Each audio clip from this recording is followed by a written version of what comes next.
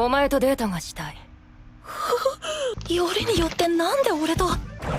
まさかこないだのキスの影響。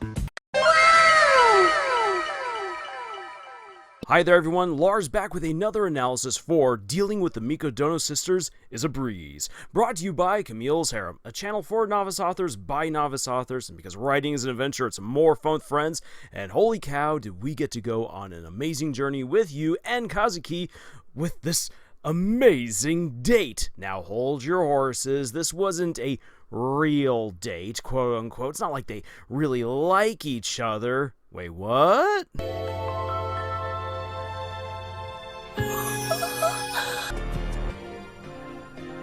あれは僕のファーストキスだ。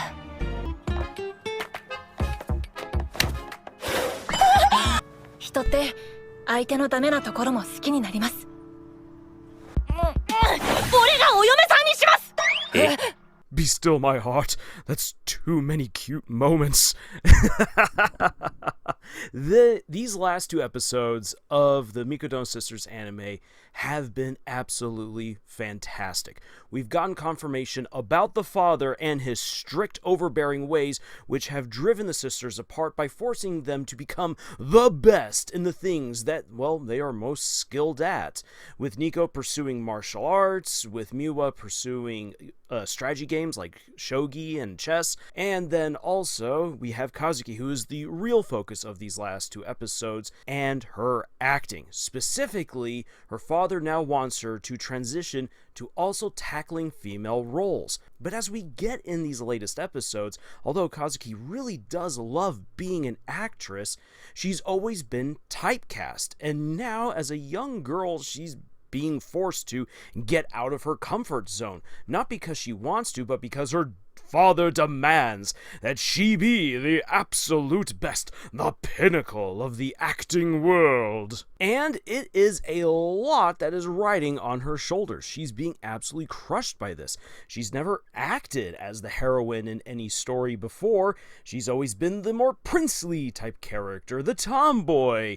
She is completely out of her depths, and as her feelings for you have evolved, well, this is making her all kinds of flustered, and she takes a passing comment from her instructor about how her personal life will affect her acting. She's like, wait a second, I can use my feelings for you and transform them to learn how I can be a proper heroine. So she demands that he take her out on a date, to which he readily accepts, and he plans the perfect date that should allow her to enjoy all these moments to be, well, the princess. And unfortunately, that's not the way it goes down.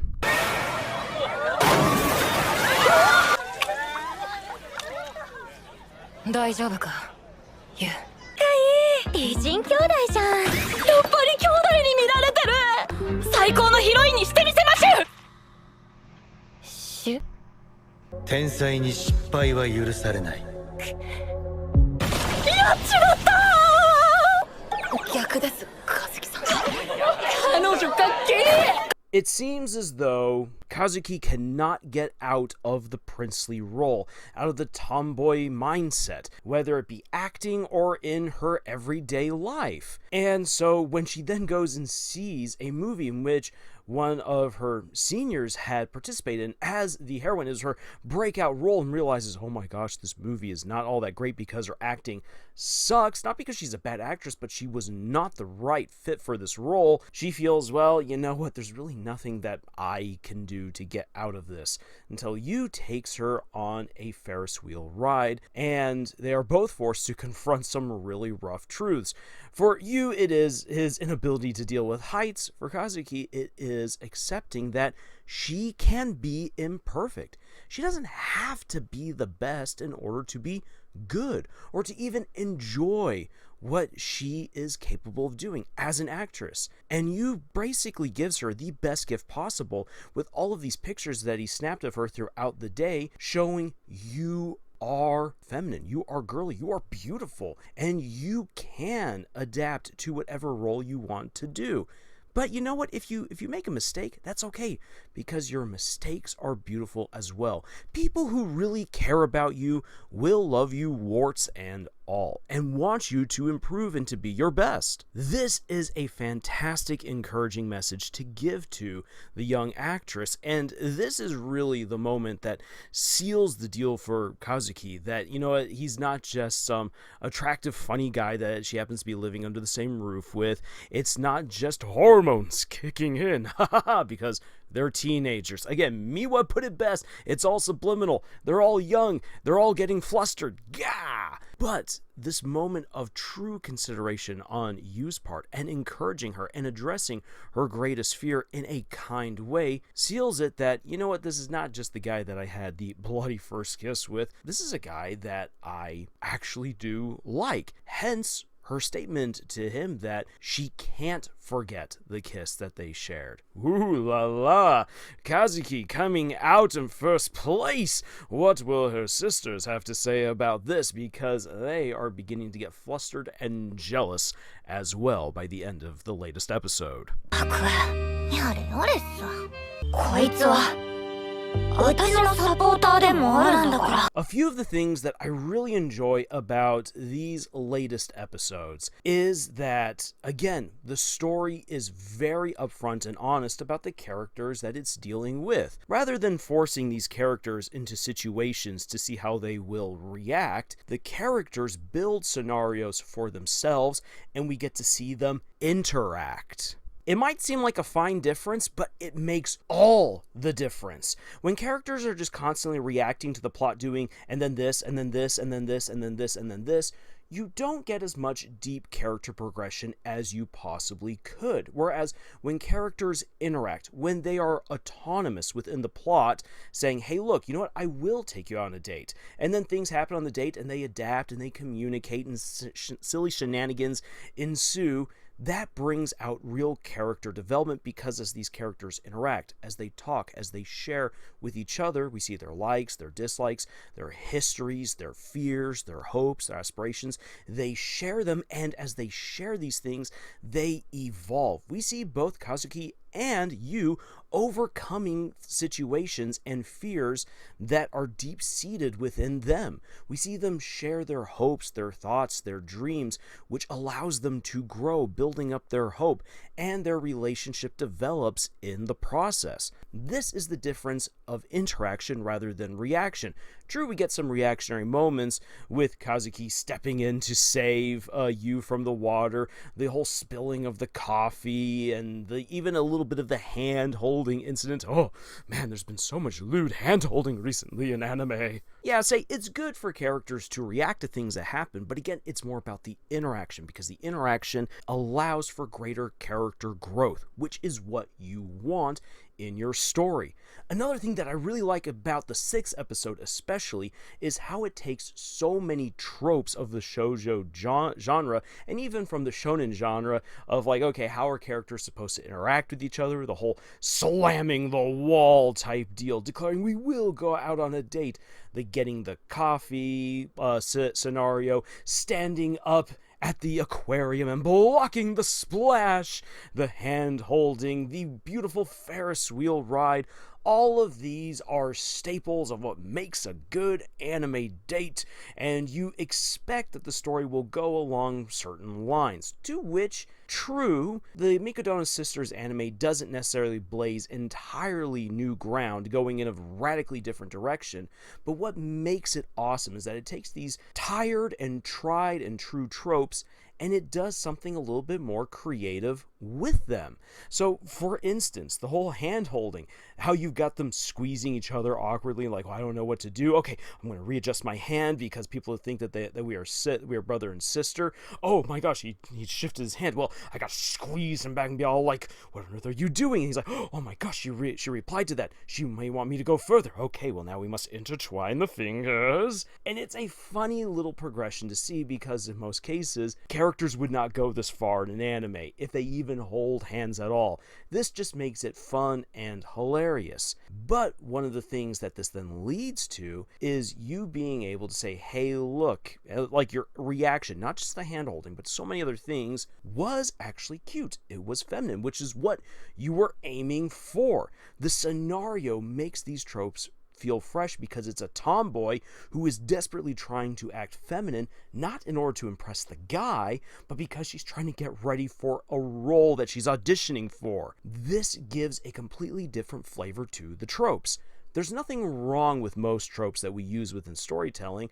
It's how we implement them that keeps them fresh and interesting, which the Mikadono Sisters anime does a fantastic job of doing. And two more things to really point out within this story that I feel are really good in terms of writing. Harem setups are really difficult to pull off. Polyamory is almost impossible to pull off in fiction. The reason why is because writing good, solid relationships is difficult. For every part of the relationship, and for every member of a much larger relationship, such as a harem situation or a polyamorous situation, requires then that you put so much more effort into the story in order to keep these characters alive and not just simply duds that follow along the protagonist and become relevant when the plot demands that they become so. Within the setup of this particular date, we've got Miwa and we have Nico spying in on their older sister, trying to figure out what's going on. It's another classic setup. You've seen it, you either love it or you hate it.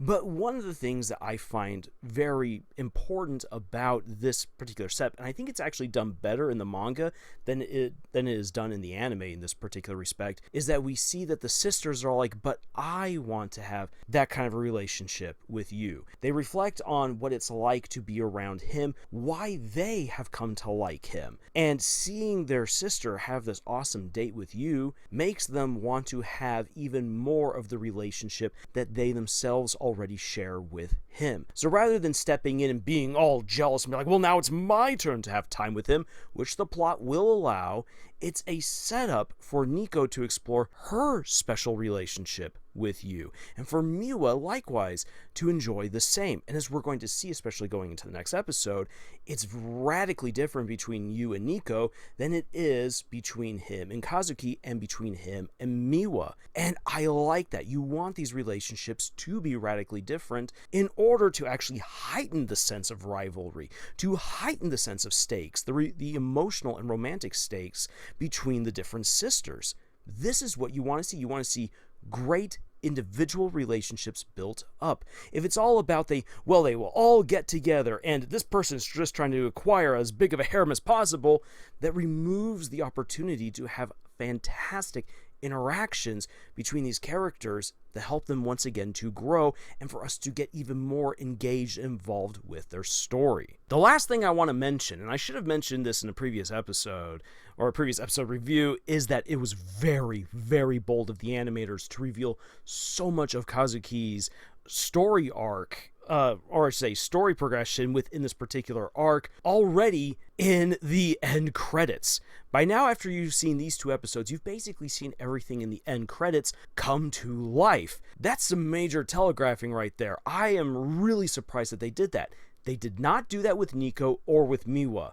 Instead, they give you a better view into the personalities and the mindsets of Nico and Miwa with their individual endings. But with Kazuki, they gave away all of it. And I find that to be very interesting. Why did they go that route? I don't actually know why. I don't know if it's the case because the animators are all like, well, Kazuki's obviously best girl, so we're going to put her front and center. Or if it was like, we don't know how to quite capture Kazuki's personality and her aspirations in the ending without just simply revealing that she's an actress and how important you is to her. And so they went along with that. My caution as an author is this: it's not really good to telegraph things to your audience unless you have a way of shaking them with that revelation. For instance, think of Harry having to go up against Voldemort. It's prophesied, it's going to happen, and you're all like, okay, so we're leading up to it, and then J.K. Rowling makes it very shocking when Harry and Voldemort finally face off